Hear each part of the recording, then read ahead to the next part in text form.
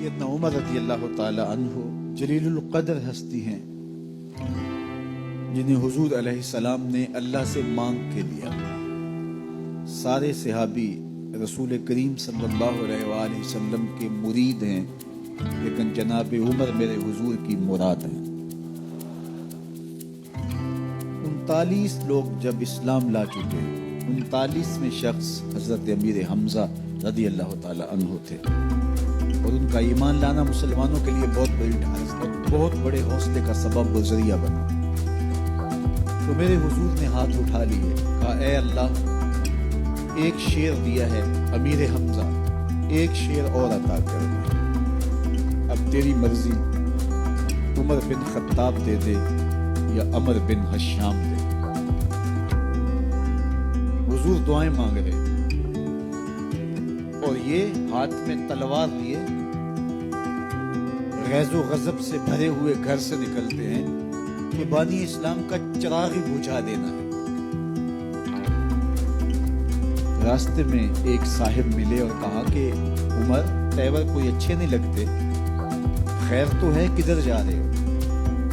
کہا چراغ اسلام بجھانے جا رہا ہوں، یہ روز کا مسئلہ ختم ہونے لگا ہے میرے ہاتھوں.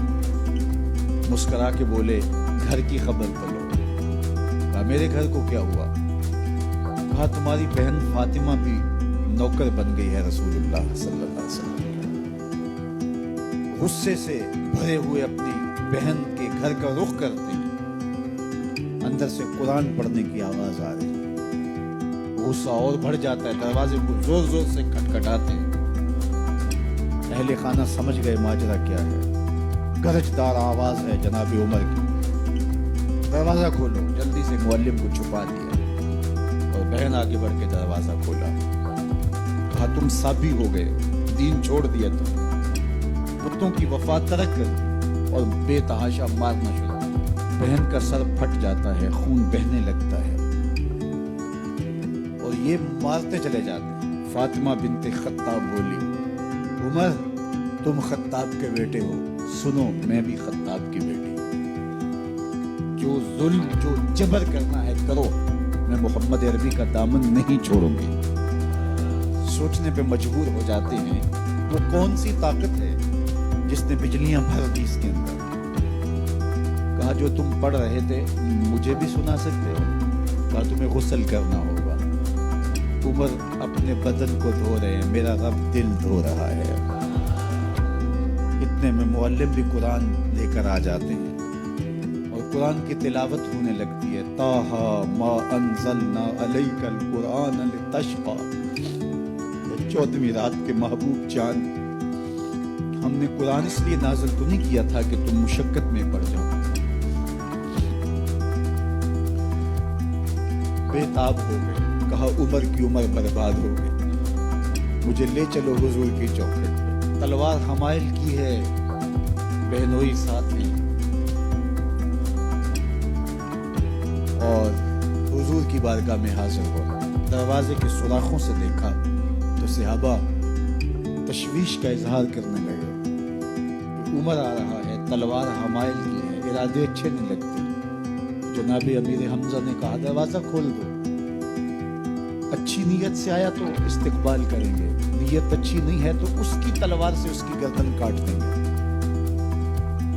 حضور کے سامنے جا کے بیٹھ گئے، گلے میں کپڑا ڈالا تو حضور نے پکڑ کے کہا عمر، ابھی وقت نہیں آیا کہ تم اسلام لے آؤ.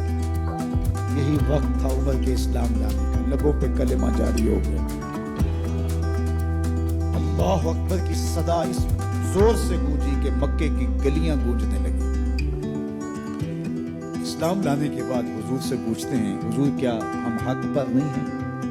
فرمایا ہم حق پر ہیں. اللہ کا دین سچا نہیں ہے؟ کہا اللہ کا دین سچا ہے. آپ اللہ کے سچے نبی نہیں ہیں؟ فرمایا میں اللہ کا سچا نبی ہوں. تو کہا پھر ہم چھپ کے عبادت کیوں کریں؟ اب مسلمانوں کی 2 صفیں بنتی ہیں. ایک صف کی قیادت امیر حمزہ کرتے ہیں، دوسری صف کے آگے آگے عمر بن خطاب چلتے ہیں اور حضور درمیان میں ہیں. اور یہ ملکوتی قافلہ صحن حرم میں آ کے اعلانیہ عبادت کرتا ہے.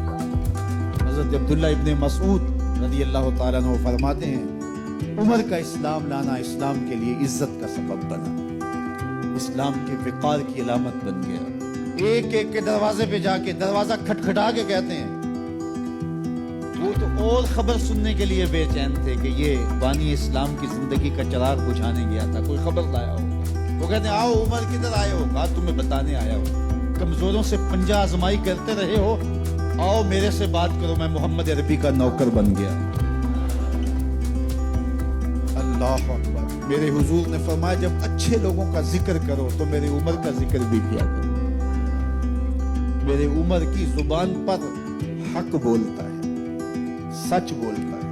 ان الشیطان یفر من ظل عمر، عمر کے سائے کو دیکھ کے شیطان بھاگتا ہے۔